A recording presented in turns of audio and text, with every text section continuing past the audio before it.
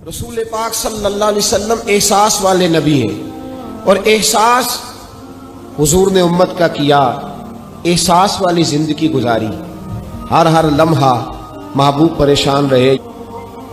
نبی پاک صلی اللہ تعالی علیہ وسلم کی حدیث اور روایت کرتے ہیں حضرت سلمان فارسی رضی اللہ تعالیٰ عنہ، اور ساتھ ہیں سیدنا بلال حبشی رضی اللہ تعالیٰ عنہ۔ فرماتے ہیں ہم نہ گھر سے نکلے، حضور نے فرمایا ذرا جلدی چلو، ایک ضروری کام ہے۔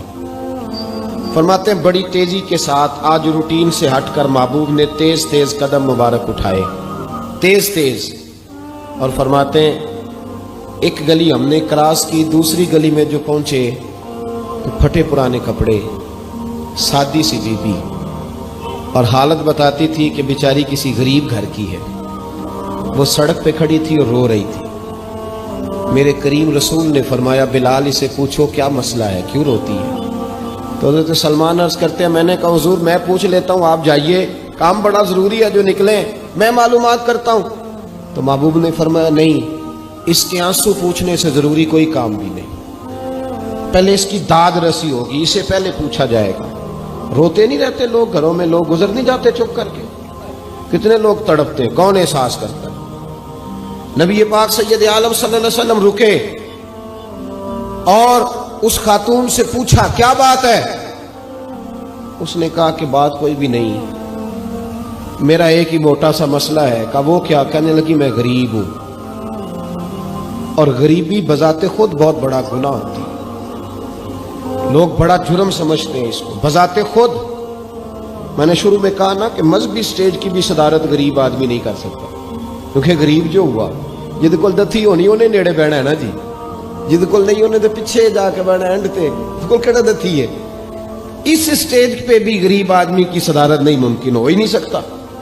میرے رسول پاک سید عالم صلی اللہ تعالی علیہ وآلہ وسلم نے فرمایا پہلے اسے پوچھو کیا مسئلہ ہے۔ وہ کہنے لگی میں غریب ہوں، بوڑھی ہو گئی ہوں، ساری زندگی غلامی میں گزاری ہے، تیل لینے آئی تھی 5 دینار کا، بوتل میں تیل بھروایا ہے، اور اب بوڑھی ہوں نا تو کمر درد کرتی ہے، پیر پیچھے موڑا ہے تو میں گری ہوں، تیل زمین پی گئی ہے، اب زمین تو واپس نہیں کرتی، لیکن واپس جاؤں گی تو ایک یہودی عورت کی ملازمہ ہوں، وہ درے سے مارے گی، کھال ادھیڑ دے گی، میں بڑی پریشان ہوں، اب نہیں مار کھائی جاتی، ہڈیاں بوڑھی ہیں، قربان جاؤں۔ حضرت بلال کو حضور نے حکم دیا، فرمایا دوڑ کے گھر جا 5 دینار لا۔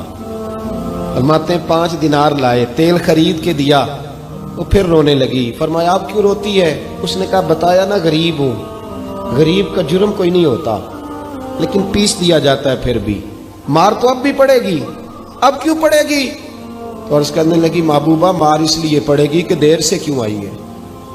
تو میرے کریم رسول اور وہ بی بی حضور ابھی آئے ہیں مدینہ طیبہ، امام یوسف صالحی فرماتے ہیں ابھی آئے تھے حضور، سبل الہدی والرشاد کے مصنف کہتے ہیں ابھی آئے تھے نبی پاک، وہ جانتی بھی نہیں تھی۔ تو سید عالم صلی اللہ تعالی علیہ وسلم نے فرمایا اچھا مار پڑے گی؟ کہا ہاں۔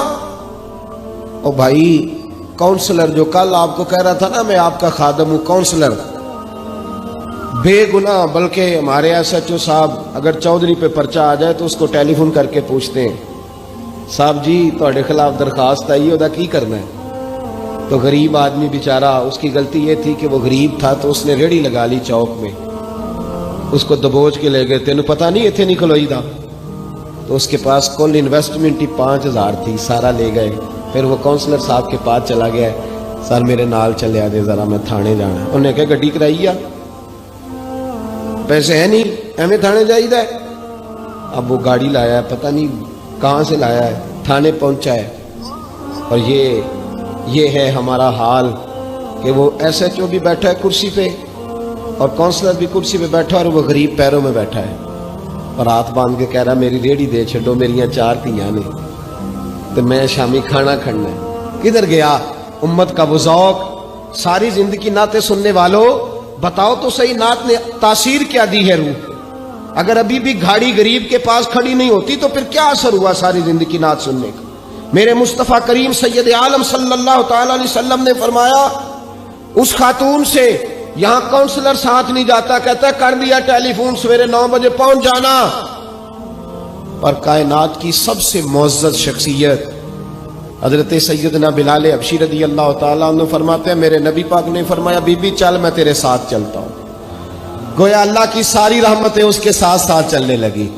اور آگے آگے نہیں، ساری کتابیں پڑھ لو، وہ پھٹے پرانے کپڑوں والی بی بی آگے آگے اور اللہ کے کریم رسول پیچھے پیچھے. ساری گلیاں اس نے پھرائی، مدینے کی صحرا آ گیا. ایک دروازے پہ دستک دی سے مالکن آئی. وہ بی بی بعد میں کہتی ہے میں بھی بڑی ڈاڈی تھی، طاقت ہی نہیں تھی میرے سامنے کو کھڑا ہو سکے، لیکن جب میں باہر نکلی تو میں نے نور کے حالے میں لپٹی ہوئی ایک عظیم ہستی کو دیکھا.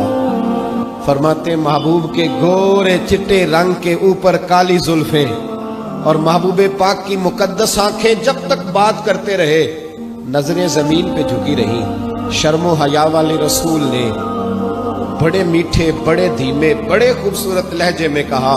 بریلی کے امام فرماتے ہیں نیچی نظروں کی شرم و حیا پہ درود. بڑے دھیمے لہجے میں فرمایا تیری نوکرانی ہے تیری.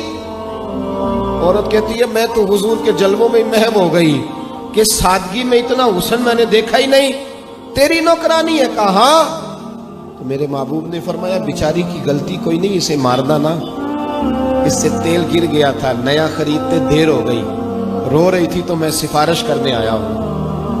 وہ خاتون کہتی ہے کسی کی نہیں مانی تھی، پر محبوب کے جملوں میں تاثیر اتنی تھی ککھ سواد نہیں مشری اندر اساں کھنڈا می چکھ ڈٹھیاں انہاں ساریاں شیواں نالوں گلاں سجن دیاں مٹھیاں. فرماتے ہیں نبی پاک صلی اللہ تعالی علیہ وآلہ وسلم نے فرمایا کچھ نہ کہنا. کہنے لگی نہیں کہتی، میرا وعدہ رہا کچھ نہیں کہوں گی. اب میرے حبیب نے پھر نظر اٹھائی اور اس غریبنی کی طرف دیکھا اور فرمایا تو اگر کہے تو میں جاؤں، تو اگر کہے تو میں خود بھیک دے خود ہی کہے منگتے کا بھلا ہو، تو اگر کہے تو میں جاؤں. اس نے خراج پیش کیا تو چند آنسو گرائے. کہنے لگی محبوبہ جیسے بندہ نوازی. حضور نے رخ پھیرا. حضرت بلال کہتے میں پیچھے رہ گیا تو وہ دونوں بیبیاں دوڑ کے میرے پاس آئی. کہنے لگی بتا تو صحیح ہے کون، یہ بتا تو صحیح کون تھے. تو حضرت بلال کہنے لگی تم نہیں جانتے. جناب بلال فرمانے لگے یہی تو ہیں جنہیں اللہ نے سچا رسول بنا کے بھیجا ہے. بیبیاں دوڑ کے آئی. کہنے لگی محبوبہ دروازے تک آئے ہو تو خالی تو نہ لوٹاؤ، مہربانی فرماؤ ہمیں بھی کلمہ پڑھا دو. بھائی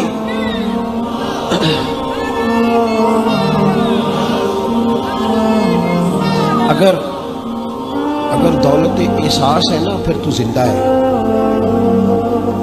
جو زندہ ہوتا ہے اس میں لچک ہوتی ہے، جو مر جاتا ہے وہ اکڑ جاتا ہے. اگر زندگی ہے تو پھر احساس ہونا چاہیے. اگر تیرے اندر زندگی ہے تو پھر احساس ہے، اور اگر تیرے اندر احساس نہیں رہا نا تو پھر زندگی زندہ دلی کا نام ہے.